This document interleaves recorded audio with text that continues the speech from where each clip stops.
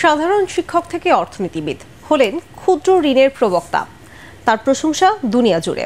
শান্তিতে জয় করলেন নোবেল। নামি দামি বিশ্ব নেতারা এখন তার ঘনিষ্ঠ বন্ধু। বিশ্বখ্যাত সেই বাংলাদেশি ডক্টর মোহাম্মদ ইউনূস। পরিবর্তিত রাজনৈতিক প্রেক্ষাপটে এবার ধরছেন বাংলাদেশের হাল। সাদাসিধে চালচলন ও সরল কথা সহজেই তিনি কাছে টেনে নিতে পারেন সাধারণ মানুষকে। ডক্টর ইউনূসের বর্ণাঢ্য জীবনের খানিকটা তুলে ধরছেন ইকরামুল হক সায়েম।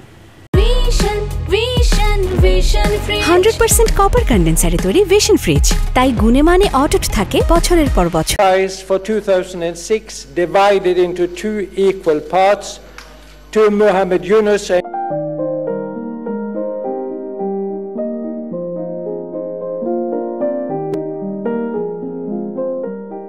একজন বাংলাদেশীর অবিস্মরণীয় এক অর্জনের দিন। বিশ্বের সবচেয়ে আকর্ষণীয় নোবেল পুরস্কার পেয়ে ডক্টর মোহাম্মদ ইউনূস অন্যতম উচ্চতায় আসীন করেছিলেন বাঙালি ও বাংলাদেশকে।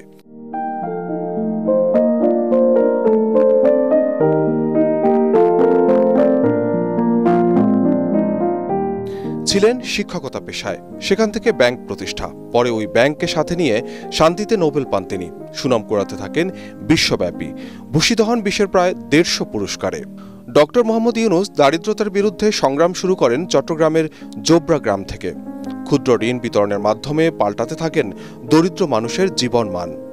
জোবরা গ্রামের নবযুগ খামার থেকে পর্যায়ক্রমে 1976 সালে প্রতিষ্ঠা করেন গ্রামীণ ব্যাংক।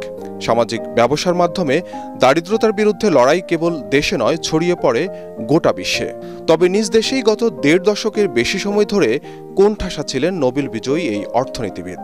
কর্তৃত্ব হারিয়েছিলেন নিজের প্রতিষ্ঠিত সেই গ্রামীণ ব্যাংকের। বিভিন্ন মামলায় আদালতে বারবার হাজিরা দিতে হয়েছে অধ্যাপক ইউনূসকে। ছিলেন গ্রেপ্তারের আশঙ্কায়ও। এর আগে নোবেল পুরস্কার অর্জনের মাত্র 5 মাসের মাথায় 2007 সালে সেনা সমর্থিত তত্ত্বাবধায়ক সরকারের সময় রাজনৈতিক দল গঠনের কার্যক্রম শুরু করে পরে পিছু হটেন তিনি।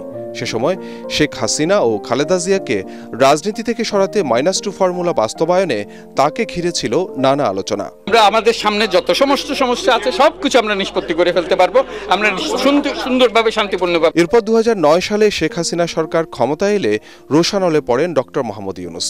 তবে কখনো সরকারের তীব্র সমালোচনা শোনা যায়নি নোবেল বিজয়ীর কণ্ঠে। বৈষম্য বিরোধী ছাত্র আন্দোলনের গণ অভ্যুত্থানের পর আবারও আলোচনার শীর্ষে আসেন ডক্টর মোহাম্মদ ইউনূস। শিক্ষার্থী, সুশীল সমাজ ও রাজনৈতিক দলগুলোর সম্মতিতে বাংলাদেশে প্রথমবারের মতো সরকার প্রধান হতে যাচ্ছেন একজন নোবেল বিজয়ী। ইকরামুল হক সায়েম, এটিএন বাংলা, ঢাকা।